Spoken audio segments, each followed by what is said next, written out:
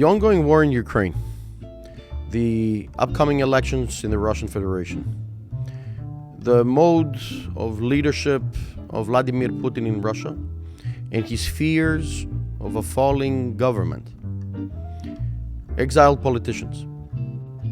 Today, I have the honor and pleasure to be discussing with Dmitry Gudgov, who's a former member of parliament of the Russian Federation, an exiled politician, and a member of the Union of Anti-War Institution. My name is Dr. Marios Eftimiopoulos, and I'm the founder of Strategy International, and this is Prime Analysis.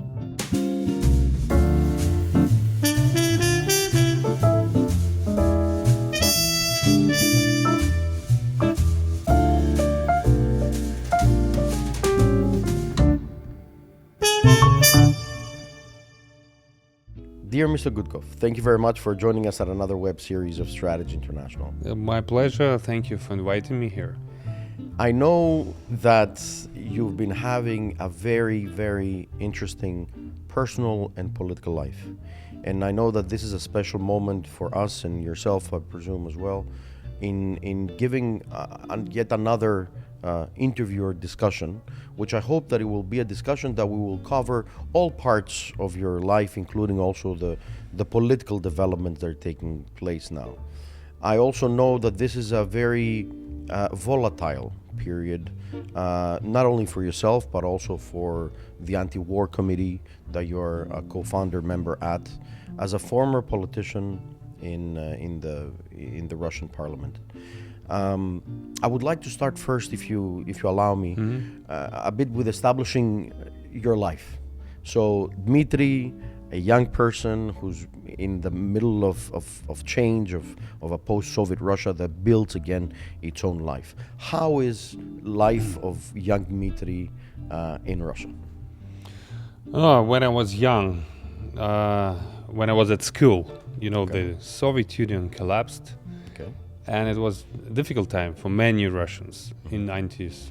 But it was a time of changes, the time when you feel that our country will have a good future.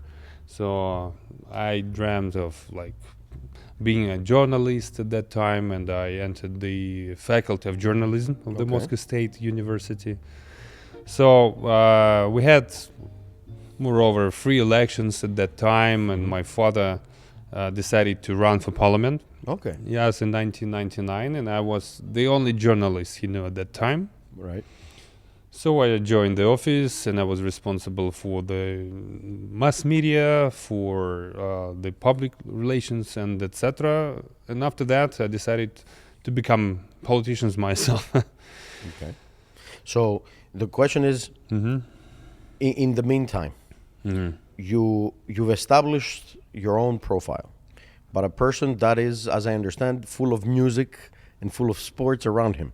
Yeah, sure. Why don't you tell us a few things professional about that? basketball player. Oh, excellent. So I played for a national youth So basketball team member. So you know how yes, to play with a team. Andrei Kirilenko, who was the NBA star. Very good. One of the most prominent basketball player. And but unfortunately I was injured, and I just can't play basketball when I was 18. So I entered the faculty of journalism, and that's how I decided to change the role. But it was the same, stage. But I presume that when you're a team member, you know how to play with a team. Yeah. And where does music come along? In the university, we created the rock band. Okay, there you go. And I played guitar. First, I played guitar.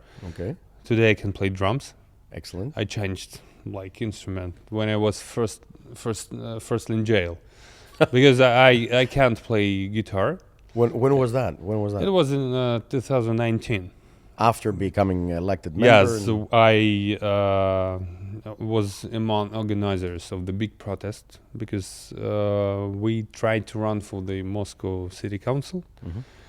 And unfortunately, we were not allowed to participate in the elections. And we called people to come to take to the streets to protest against that decision. And all of us including Alexey Navalny, Ilya Yashin, and other prominent independent politicians found ourselves in a jail. So I spent there 36 days, and I had no chance to play guitar. But I played fingerstyle guitar, you know. Right. And after like release, I tried to play, but it was very difficult. So I said, "Fuck it." So I'm gonna like start playing drums because I had a drum set on my the country house. So I just assembled the this drum set and started playing drums. Excellent. And in a few months, I got acquainted with one of the most popular musicians in Russia. It's the band B2. And its drummer, when he saw me playing drums, he said, "So, not like this. Let me teach you how to play." Yes, and since that time I. So this is a parallel life. I'm a drummer. Exactly. So this is a parallel life that not many people know about you. Then. No, some people know. Right. Some people know because some. But did you start playing in public? In Cyprus, I played drums. Just playing only one song with this band. Okay. When they had a concert. Okay, very good. So we're going back a few years. You finished journalism and you decide you want to run for politics, considering also your family, if you want, environment, the political environment, and you go into political affairs. Yeah. When do you realize, if you've realized at that moment, that there is a need of change? Because I know that from the early beginning of your political life, you were on the side of we need more change. First time when I realized that something went wrong, it was 2003. So my father won the elections in the constituency, but he was like independent. But no Democratic Party managed to pass the threshold of 5%. We're talking about which year? We're talking about Yabloko, political party Yabloko, and SPS. Yes. So they were not in the parliament after 2003, and my dad said, so it's a serious problem. Now, which year are we talking about? We were talking. I was talking to my father about the outcome of the elections. Which year? 2003. 2003. 2003. So in 2003, you realized that there's something wrong with the political We realized. So my father realized I was 23. I maybe didn't take it so seriously at that time. I was too young. But my father told me that we'll have drastic changes. Right. Negative changes. Right. But I think that the serious upheaval happened in 2011, 2012, right? When I was elected for the first time, right? So you know that Medvedev and Putin has changed back, and all people decided to vote against the party of power, against the united Russia. Yeah, what he was president, he changed with Medvedev, and then and Putin decided to cook results and to rig the parliamentary elections. And in December 2011, a million of people took to the street, and 100,000 took to the street in Moscow. And I was one of 4, maybe 5 members of the parliament who supported this protest and eventually led this protest together with Alexey Navalny, Boris Nemtsov, Ilya Yashin, and other politicians. We'll talk about Navalny extensively in a few questions later. But I want to know the following. Was Putin always like this? Was he considered always like this? Because when he was first into power, when he got first into power, he seemed to have been trying to approach the Western, I'm not going to say Western life, but I'm going to say the Western understandings, diplomatic protocols, the values are different. I think the values are different. I think it was shown from the beginning that he would have different values, but he tried to be some sort of interlocutor, some sort of dialogue opening, and so on and so forth. And he was asking a lot of questions in different meetings and different sessions, like the Munich conference. Eventually, when he was invited, but was he like that, or was it just political campaign, political communication? What do you think it was that made him change so drastically in the years to follow? I think that he was in his political disguise at that time. Right. He was supported by liberal team, and he was dependent, very dependent. At that time, he was too weak to control everything in the country. He was forced to share his power with the institutions. We had, moreover, not independent, but so independent. We had a lot of independent members in the parliament at that time. Yeah, of course. Yes, when he was because elected. it was an opportunity for a lot of independent members. So we had independent governors, media, but step by step, Putin, I think that he had an idea to concentrate them, or take them out? Concentrate the power in his hands. And I remember in 2003, so he prevent democratic parties, liberal parties from entering the parliament, from winning the parliamentary campaign. Then he started getting rid of independent governors. Then he started amended. Then he amended. And he started, I presume, decentralized part in the eastern parts of Russia. Yes.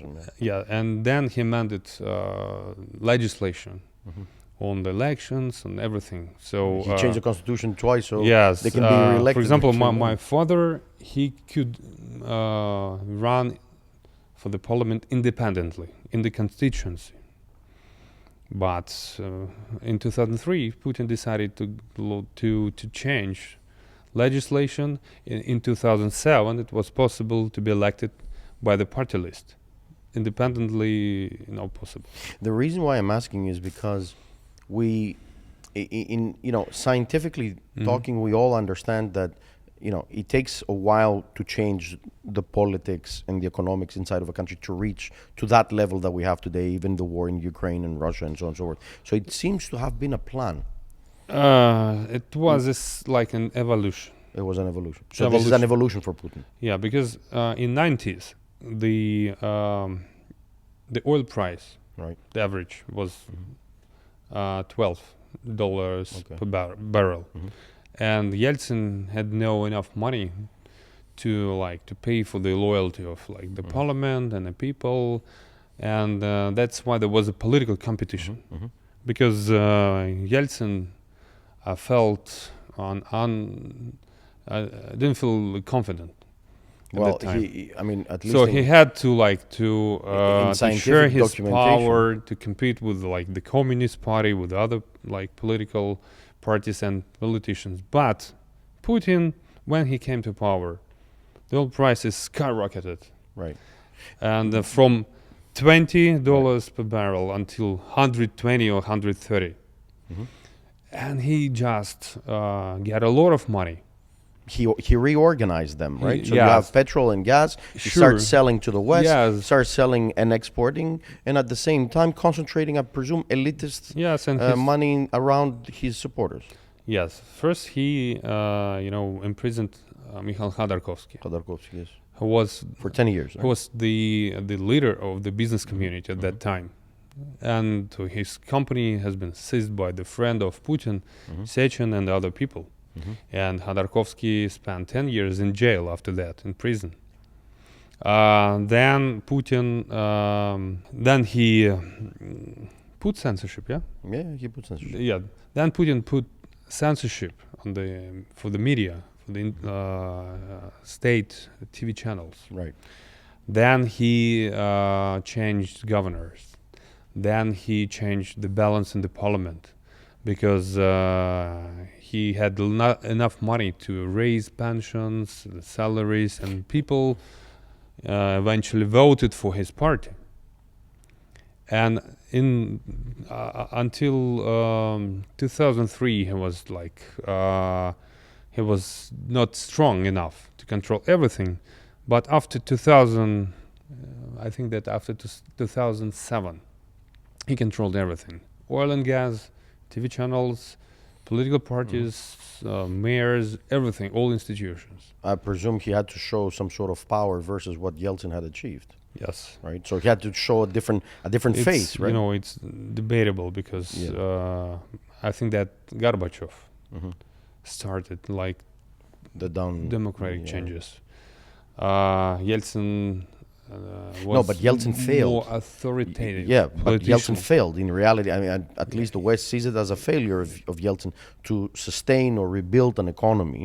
And it Yes. showed that Putin was rebuilding an economy, that the idea, at least the political communication, comes Yes, in line but- into exporting, Sure. importing, more open economy towards internal trades and stuff like that. But what you're describing to me is that he centralizes power. And at that Yes. moment, if you see some sort of articles that are coming out from 2002 onwards, it shows the possibility of fear that it's too much centralized on him. Because Putin is Yes. becoming very popular as well, outside his country also. So going forward, you're moving ahead into politics and you decide you want to go into politics, presumably because you see those things happening. In the meantime, in 2014, you have Crimea. And we're, But I have to mention Yes. like the Medvedev's period. So Oh, yes. it's very Okay. important for understanding the situation. please go ahead. Because Putin always declared that he was not going to amend the constitution.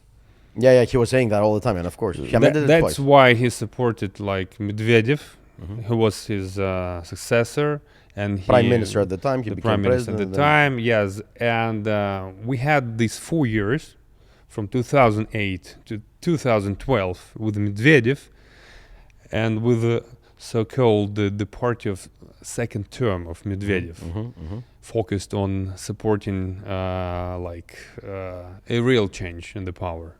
Right. Medvedev, even being a president, was too dependent on Putin, and Same team, there was a different people. split of the Russian elite, and one part of elite supported Medvedev, and one part of elite All right. wanted Medvedev to run for the second term. But after the revolutions in the Middle East, in some countries, Putin decided to come back to the power, because So you think that Putin decided to come back considering the Yes. changes around the world? yes, That would give him more power. he experienced a serious shock. He's a shock. About He's in shock. you remember like the video of this famous prominent video with Gaddafi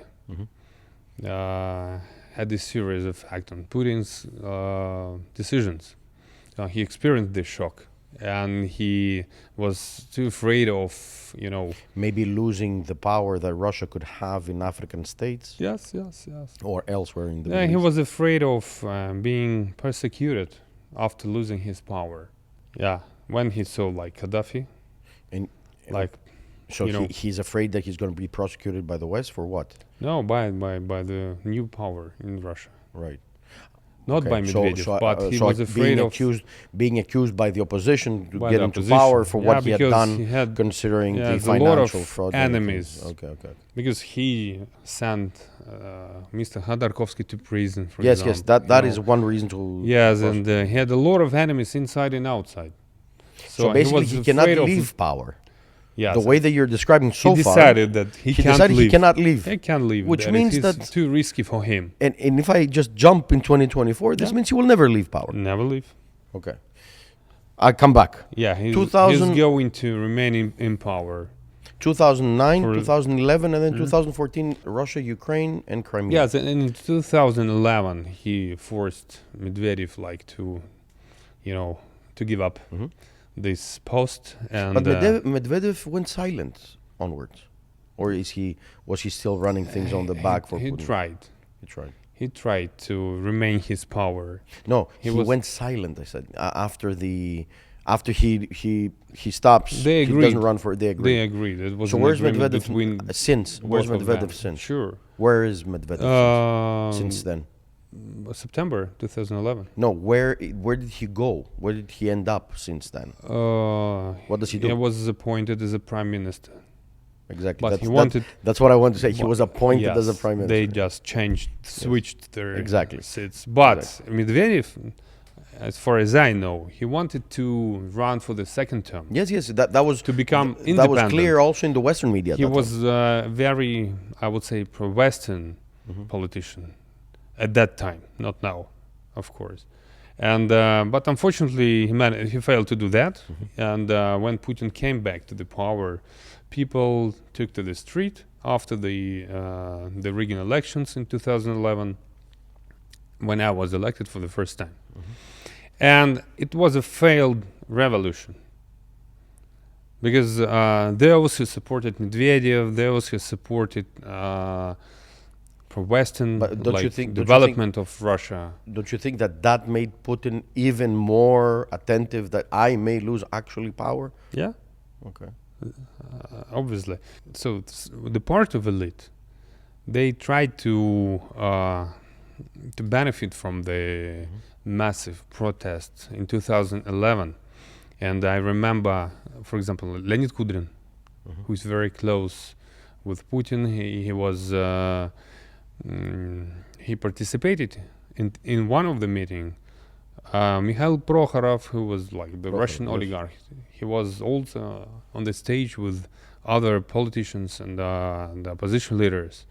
Ksenia Sobchak, I saw a lot of mayors, members of the parliament, of regional councils. Everybody just took to the street. But the revolution failed, and reaction started after that. So the Putin decided to launch a crackdown against all opposition members, against civil society and political activists. So we had the Bolotnaya case against the Russian opposition leaders. Then and eventually it resulted in the aggression and annexation of Crimea, because Putin started losing his popularity. He exported his fears. Sure, and he needed to. But the relationship with Ukraine at that time is still tense, because he's trying, at least from the way that I've seen it, he's trying to renegotiate the presence of Russian troops in Crimea. I think that it's a logical result of all dictatorship, because when when authoritarian leader loses his popularity, he needs the internal enemy in order to distract attention from domestic problems. So Putin started losing his popularity in 2013, and then somebody suggested that Russia should annex Crimea, and Putin's popularity would skyrocket immediately, and it happened. It has happened. So since then, things are very tight for Russia. So slowly choking, at least from the Western point of view, to the Russian. Because Ukraine has chosen its European way, European path. And of course, many Russians decided to monitor the situation in Ukraine. And many Russians wanted to join this European path. That's why Putin was not interested in any success story. So he never wanted to become part of the Eurasia Union or trade or something. He would never share any kind of values, trade, business, free market economy, possibly. No, Putin's a dictator, resolving issues. And now he's a war criminal. Right. That's why he decided. I'm going step by step. Yeah, that's why he decided to stop this development of Ukraine, this moving toward going west. Is he afraid that was he afraid that he would lose the support of Ukrainian leadership? I mean, in Ukraine, There were people that were jailed for being either pro-Putin or against Putin. I think that Putin wanted to prevent Ukraine from going west. Right. Because could he do that inside Ukraine? But he managed to do that because he annexed the Crimea. Right. And now Ukraine doesn't control its borders, and it prevents Ukraine from, entering NATO, the European Union. Don't you think that this is makes Ukraine more resilient to the EuroAtlantic integration, European integration, to say the first part? I think it's still a big issue because according to the NATO regulation, you can't, accept new members with some problems. Yes, the borders. It gets a bit more complicated on NATO, but what Putin did with regard to 2022 is that he accused Ukraine for being too much pro-NATO, and NATO being involved too much on Ukraine. It's just propaganda. Right. So, step by step. In 2014, there was an annexation of Crimea, and Putin got high rating. So because he was always pandering to some nationalist and imperialist sentiments, that was a problem. And the propaganda, painted Ukraine as the country that trying to collaborate with NATO against Russia and just. But the agreements of many years. The agreements of Ukraine and NATO exist since 2001, as also I know. the NATO-Russia Council. It's not about an official agreement, right? But the propaganda unofficialities that they cared. Just painted. Right. This picture that Ukraine is with NATO against Russia. What about the local oligarchs in the eastern parts of Ukraine, which basically turned against Putin? I don't think that it's a matter of some business. Right. It's Putin always tried to use internal threats as a way to mobilize people around him to raise his rating and to. So he lives out of security. Fight with the opposition. So he lives out of security. Of course, we have 1,200,000, officers in different security services. Too much. Yeah. Too many, security services. But a lot of people with. Somebody would say Russia is big. I mean, it's 1/8 of the world's land, so it's big. Yeah, but the numbers are bigger, even higher than in the Soviet Union. Right. Okay. When that's why I was asking you, so I can make a point on this one. Yes, and in 2018 he managed to win the presidential election, but after that his popularity fell even more. Yes, was falling. So, and that's why he needed a new threat. He needed a new war or something outside Russia. What about Zelensky? How did he see Zelensky coming into power, November 2019? I think that he doesn't recognize any other leaders, but just so the U.S. or Germany. Superpower status. Just only superpower. Right. So China, United States, France, England, Germany. I would say China and the United States. That's it. But he speaks with Macron extensively. Yeah, but in the latest years, if you before know, I remember that the Macron was in, I would say, very humiliating position in the long table in Moscow. Yes. So but it was not exactly. It doesn't perceive any European leaders seriously. Right. That's my take on that. In a parallel universe, your political life gets damaged. You get jailed in 2019. Yeah, but my father had to leave Russia the same year in 2019. So then, just police raid in my house, in the house of my relatives. So my aunt was taken as a hostage. So they went against the whole family. Yeah, my aunt, 60-year-old woman, my mother's sister. So she was taken as the hostage. Hostage? Yes, she was arrested, and with me. For which? Because of you? Yeah, she was accused of she had this very small enterprise. Right. Yes, it's 100 meters. She rented the small room from the city to create some education center. So she renovated that, and but the rent price was skyrocketing in Moscow, skyrocketed because the 3 prices are times going because up, she was my Oh, really? relative. Yeah. Just because of that? So she said I can't like pay this rent, and then she just the enterprise went bankruptcy. Right. In 3 years or in 4 years, they decided to initiate a criminal case, like the fraud case, against her. In order to get to you. In order to prevent me from running for parliament in 2021. You know, in political affairs, this means that you're probably doing a good job. Of course. I'm not saying it to bless you in a way, but it seems that somebody's afraid of you. Because I had all chances to win elections in my constituency in the Moscow. So where would you go from Moscow constituency onwards? It's like northern part, like northern western part of Moscow. Mm-hmm. I had like, and I still have. So you have a brighter future in terms of political affairs. Yes, on the 1st of June 2021. So I planned to announce my campaign. Right. But in the morning at 7 a.m. they grabbed you. 30 people with one guns. Person. Yes. Without gun. With a gun. No, I said 30 people against one person without a gun. Yes, without a gun, 2 persons, because they arranged the police raid to my country house in the house of my brother. Okay. So they called your brother as well. They detained me. Okay. So there were 15 police raids that day.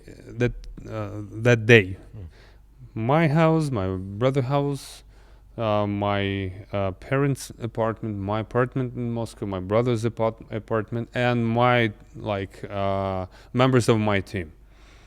So 15 raids. My aunt as well. And this ended in what? 30 days in jail. It happened just within 1 day. No, it happened. They jailed you. And just let me. Let me tell you the whole story. Mm-hmm. So I was detained. And in the morning, I was interrogated as a witness. Okay. In the evening, unexpectedly, my status has been changed to a suspect, just in order to have the opportunity to put me to jail for 2 days. Okay. So, and we spent 48 hours in the detention center. So my aunt.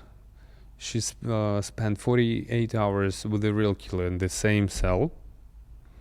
And in 2 days, we were released. And I just received a call from my wife and from my father. They told me that some people from there urged you to leave Russia within 5 days. If not, you will be in jail, and your aunt also will be in jail. That's how you left. How I left. Yes, I decided. Where does that's astonishing. In a way, that's psychological war. That's psychological warfare. There was no accusation the way that you're describing it. No accusation.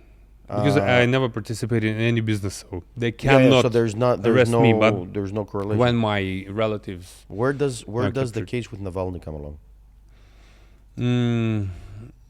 So Alexey Navalny, when he was poisoned, he has been recovering in Germany, and after that he decided to come back to Russia on January 17th, 2021. 3 years ago. I remember that day because I recovered just from the COVID the first time. And I took to the street to protest against his arrest at that time.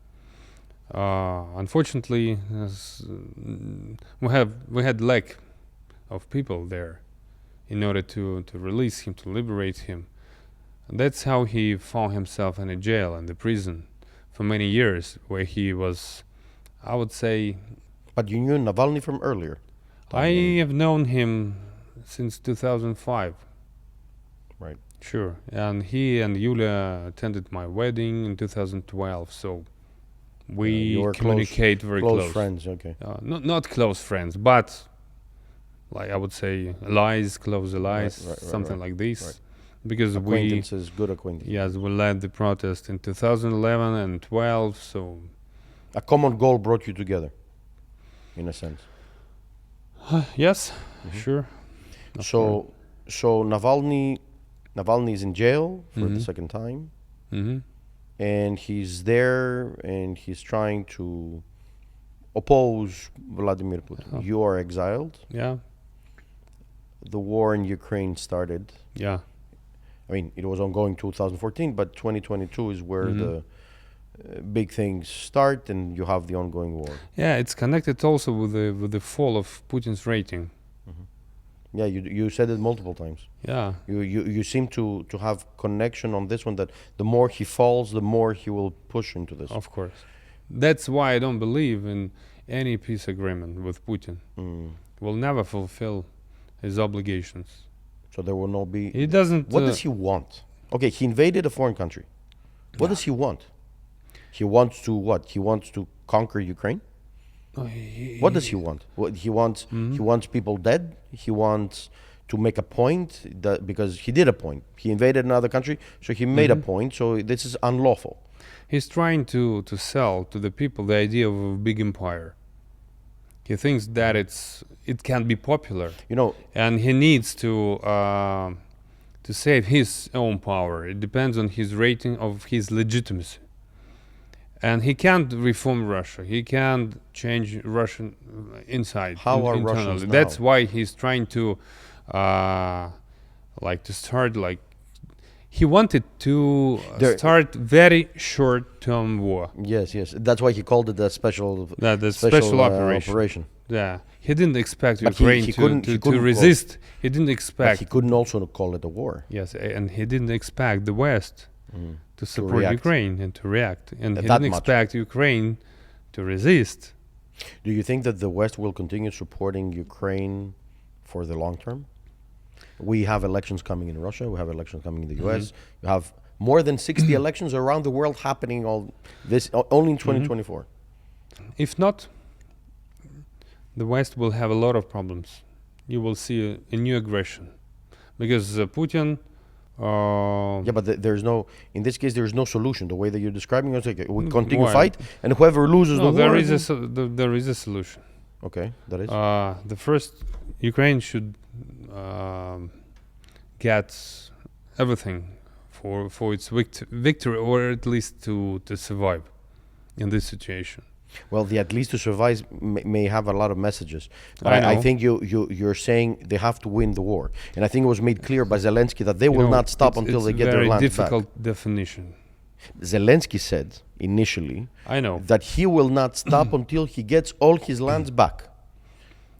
I think that many Ukrainian politicians realized that it's very difficult and complicated to liberate all occupied territories. Of course, it depends on Ukraine. It depends on the people. But what's the price for the They're territories? already paying a big price. They're already paying. But a big price. I think that there are other tools, like to get rid of Putin, because we need to, Well, to only use by electoral vote, I presume? not by electoral. No. Prosecute him? No. We need to undermine his legitimacy internally and prosecute him. externally. No, internally, it's our task. So we As can't Russian participate, opposition, you of mean? course, we can't participate in the elections. Even the only systemic candidate, Boris Nadezhdin, who made very soft statement against the war, when he started collecting signatures to run for presidency. So we united and supported his campaign. Within just 1 week, more than 200,000 people came to his Campaign offices, offices and signed for him. So, and but Putin declared he collected 3 million signatures. So let's compare. Like the difference of 15 times. But everybody saw big queues of people coming to sign for Nadezhdin, and nobody saw people coming to sign for Putin. That's about legitimacy. Nobody believes in this number, but everybody believes in that number. When are elections And exactly? Nadezhdin got the second rating, Right. 10%, within just one week, maybe 10 days. Public poll. That's why he's not allowed to participate. Right. He was not allowed. Right. So, on 17th of March, Putin is going to win elections against Whoever this is. no names. Yeah. And of course, That's a full dictatorship. we have no observers. Is it autocracy or dictatorship? It's like totalitarian Totalitarian regime. Yeah, because he started interfering the private life. So, for example, like the Naked Party, maybe you heard about that, Yes. with the Russian celebrities. All of them face the criminal charges. Yeah, we read. It's unbelievable. I couldn't imagine it even 5 years ago, like just a year ago. But it's happening again and again. I wanted to talk about Tucker Carlson's interview with Putin, and it looks, well. First, he distorted history in great ways. I'm also astonished about the fact that he mentioned. But I just wanted to tell you the plan. Yeah, no, I'm actually going at the plan. Undermining. Oh, okay, fine. Please. Yeah, go just ahead, on please. 17th of March. Of course, we don't have a candidate. We can't influence on the numbers and figures on the ballots. But we came up with an idea to launch the campaign noon against Putin, which means that all people will be urged to come to the polling stations at the same day, the same time, 12 a.m.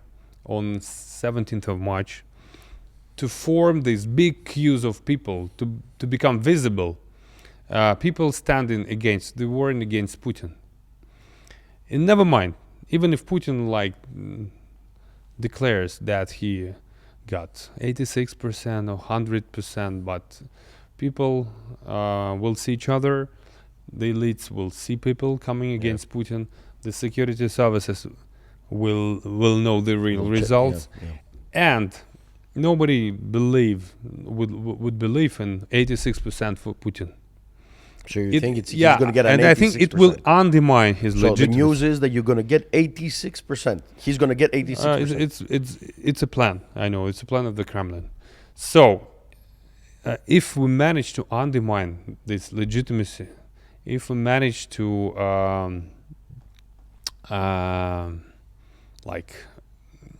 ruin his results in the public opinion, everything may happen after that.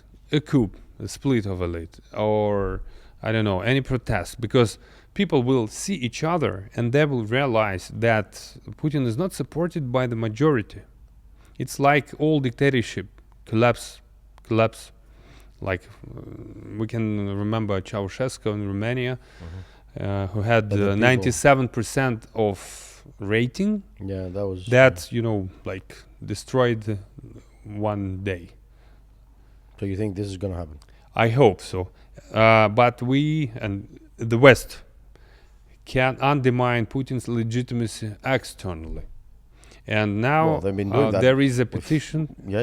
There is a petition signed by 72 or 73 Western public figures and prominent politicians, including Fukuyama, some ministers, members of different parliaments, to declare Putin illegitimate after March 2024. Well, it was because the elections 86% are conducted on the occupied territories as well. If you recognize Putin after that, so you recognize annexation. Right. And yes, because he self-declared as independent states, but they have the right to vote, and then he seceded them with Russia, etc., etc. That's why I think that. But who stays there? The West. Who stays there? In the annexed parts, which are full of destruction and just communication of buildings and being built without just 2 blocks and 3 blocks. Who stays there? But at least 40% of population. Because they can't the ones leave. who were kept in Russia? Maybe 30%. Maybe 30% of population. So they want to be with the Russians? No. They just pushed? Yes. Okay. And I think that the West has a lot of tools, like to to impact the situation inside Russia, because the West can, create like channels for the capital flight and the split of elite and the brain drain as well, because Putin, Also, there's a brain drain. yeah, There's a brain drain. People are leaving. people are not leaving They're, because they are not accepted in the Europe. It's still a big problem to apply for visa, to open a bank account. Unfortunately, what can they sanctions do? are wrong. Right. I can say that's what I wanted to come into. What are the sanctions that should be? the first, that the oil price ceiling, this rule doesn't work, because you can't substitute Russian oil on the global market, and that's why India, for example, is the maybe country number 1 or number 2 at least, which is buying Russian oil. Yeah. So Russia and Putin selling oil to like other countries. He's getting like money, and this money, like he keeps inside Russia. They can't like be withdrawn because of the sanctions. And this money, goes to sponsor his war machine. Yes. What should be done? First, if West opens the channels, legal channels to withdraw money, I promise that Russian citizens, Russian business, will do everything possible to withdraw and to park it. So you think the sanctions should be directed and targeted to specific people? Of course. So they can allow others to develop from within? Yeah. In the global, the world, the global economy, it's very easy to circumvent sanctions, because you have global south. I think that's 16% of the world GDP, economy. You have China, and so sanctions can be very efficient. Right. That's why it's better to focus on undermining, on depleting the economy by creating opportunities for people to withdraw money. It means that you need to set clear criteria for sanctions. Why this guy is under the sanctions, this is not. For example, I know a Russian businessman who lives in Israel, who created Yandex company. Yandex, yeah, owner of Yandex, but he sold it. So he made statement against the war, but he's still under European sanctions. So they all need basically to come out and make statements on the war. What about practical? Practical reality. Another 2 businessmen who support Putin. I think in terms of the sanctions, it had to do with the war in Ukraine and the intermediate and immediate people that related with the war in Ukraine or supporting indirectly to Putin. What you're saying is politically undermining Putin, which is a different case, because you divert from Ukraine into the Russian politics. But you also feed Putin to claim that this is done in order to have foreign influence, that he called it multiple times, that he will not allow foreign influence. When in fact, what you're trying to say is activate anti-fraudulent methods on the basis of undermining political legitimacy of Putin, which is different from Ukraine. Sure. So we're talking about his financial opportunities. But you're talking more in the political situation rather than activating sanctions because of Ukraine. You're now talking only about pure Russia inside political. Because of Ukraine, of course, because of Ukraine. So there is a close circle of Putin's friends responsible for the war. So they should be under sanctions. They know who they are. They should be listed. Not the others. But the others, if they are not involved in the crime, so they need to be provided with the opportunity to take right side. Right. For example, if they are not involved. But a statement doesn't really count for. I mean, statement. You do and you can take it back. But some of them would do this statement But it's in practice. Of course, but it's not defined by the rules. So what should I do to avoid sanctions, for example? I don't know. There is no any criteria for that. But if the West set this clear criteria, all businessmen, all people will find out what to do to avoid sanctions and how to withdraw money from Russia. Then I think that the West should finance the programs for relocating people, like IT experts, businessmen, programmers, engineers. So people that can be influential in the Of course, technological and market. Sure, because one engineer is one missile to Ukraine, like two programmers. It's like the special soft, that. So basically, take them out. Take them out of Russia. Take them out, because so they can come in again. Of course, because they are potential. They are the part of Putin's war machine. Okay. So it's better to deplete this war machine. Yes, take people here. Last question. I go back on Tucker Carlson and his interview with Putin. It's a big subject. By its essence, it's a big subject. And I will repeat what I said. He literally messed up history. He even talked about the Romans. He never spoke about the Byzantines. And being a Christian Orthodox country, for a lot of reasons and a lot of elements. A lot of people say that the war in Ukraine has very much to do so with the self-heading of the Ukrainian church because of the ecumenical patriarchy and the wishes of Patriarch Kirill to go against the Ukrainians and against the ecumenical patriarchy, which is another parallel story to political affairs. Do you think that this is real, number one? And number two, why did he distort history? He's an authoritarian leader in the authoritarian state. So he does whatever you want. If you get rid of all critics, so you have only loyal people around you.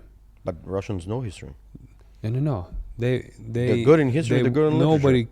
Nobody dares to correct him. What about Cyril? What about Patriarch Cyril? So we don't have the church as an institution. So we have people in the Kremlin responsible for taking control over this institution. So the Kirill, he's not the patriarch. He's like lieutenant or someone who is in charge of so he's exploiting the church as well. Of course, yeah. It's not a real institution. Right. Well, Dmitry, I think there a lot to be said. I mean, especially with what you said, and also if I make a combination with his latest interviews, where he undermined even Biden, I think at some point. He was asked by Carlson, he was asked, when was the last time you saw Biden? He said, I don't remember. Like, you don't remember when you saw the US president? It's like, no, I don't remember. I have internal things to deal with. That's what he said. It surprised me a lot because he undermined, you said undermining other leaders, and it shows like undermining other leaders.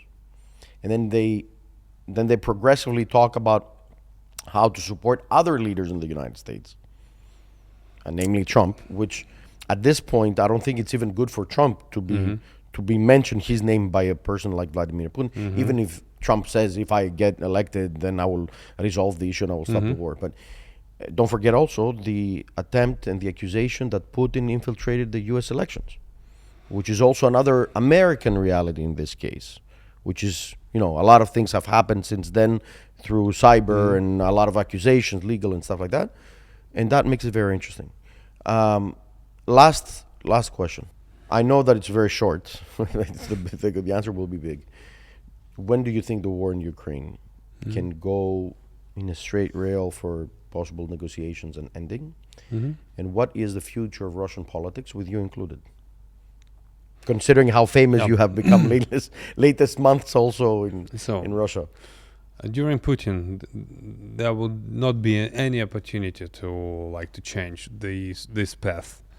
But after Putin, I hope that there will be a window of opportunity for Russia to get back, to go west, but they will have to pay their dues. Of course, yeah. to the destruction that Yeah, they've done. because 90% of the Russian elite have been always integrated in the world economy. Mhm. So they send their children to Yes, study yes, yes. where? To Europe, to the United States, not to China or Northern Korea. Yeah, so they kept a lot of money here in the European Union, in the United States, and of course But it was always there like was that, even before the there was transition. really shocked about the Putin's decision to wage a war, to start this war. I know it from like people from like the close circle. But you said it also. I think he was also shocked about the fact that Ukrainians reacted the way that they reacted. He thought it was another Yeah. case of Georgia invade Georgia Yeah, in 2008, where they would. Yeah, I communicated before the war started. I communicated with the people like from moreover close circle to Putin. For example, ministers didn't know about his plan to start this war. Ministers. I heard that even prime minister find out just like a day or 3 days before. Probably that's why he changed a lot of military officers and ministers after that. Yes, yes. But And of course, I mean that there is a strong demand among elites. What about among Belarusians? the The leader of Belarus would like to be, he said himself, he would like to become, as you said, yeah, if some sort of lieutenant or general or something. yes, if Putin like is toppled, so the Lukashenko won't be the president of Belarus. Yeah, so he will Very will have a dependent. momentum for. Of course, like it's like the couple that should be removed altogether. Do you think that the sister countries will ever be sister countries again? So I don't like this. There was a definition. monument I that don't put like it- this definition. There was a monument. No, I'm not claiming that. They were called the sister countries for a reason. I understand, but I don't like this definition: sister countries, brother countries, how we call it in Russian, because Putin is not my brother. He's not like and Kadyrov not my brother. Yes, we have the same passport, but and the same with Ukraine. So I have a lot of friends in Ukraine. Yes, it's a different I country. know that some people in Ukraine hate all Russians, and I understand that because Understandable. we are all responsible for what's going on, what's happening, and I don't think that everything will change drastically to the positive, in the positive rails after Putin. So it will It will take at take least a lot of time. decades, if not century. Decades, of course. Okay. But at some level, there will be the communication, like maybe the middle class or some on the political levels. Reconstruction, business, processes. Everything will be dependent on what's going to happen in Russia after Putin, because the war is criminal. Yes, the Ukraine should be recognized within the 1991 borders. Right. It will be not very easy to achieve that. So we should solve the issue with the compensation for the damage that Russia caused to Ukraine. And so if it happens, yeah, it will be a chance to start like restoration of the relationship. But it will definitely take decades. Unfortunately. Dear Dmitry, thank you very much for this extensive interview. Yeah. I know that I could pick your mind for another 2 or 3 hours minimum, and I do hope that you reach your goal. I can tell you also as a scientist and as a professor myself that I also don't foresee an easy way out of this. I've said before that I believe that 2027 will be a D-Day for negotiations, some sort of solutions. But it all depends on how people negotiate and how organized they want to be and how truthful they want to be towards their cause. And I can only imagine being outside of your country and wanting to be inside your country. And I sincerely have to thank you because I've learned a lot from you. And I do believe that there is a good cause for you to be back home and and to basically aim for the goals that you want to be. The interview is taking place in the shadow of the death of Navalny, and I do hope that that this is the end. It never happens again, and that democracy requires that people be heard, and that opposition be heard. It's also good to have an opposition, which is good for democracy. And if Russia wants to be a democratic state, because this is ultimately a decision of the Russian people, then they have to understand that opposition, and when there's one opinion, should be another opinion, should be goodwill for resolution of issues, and internal and external. So thank you very much. Thank you very much for this. Thank you very much. Thank you all for watching another web series of Strategy International. Please like, share, subscribe, and follow into our social media. My name is Dr. Marios Eftimiopoulos, and I'm the founder of Strategy International. And remember, impact makes a difference.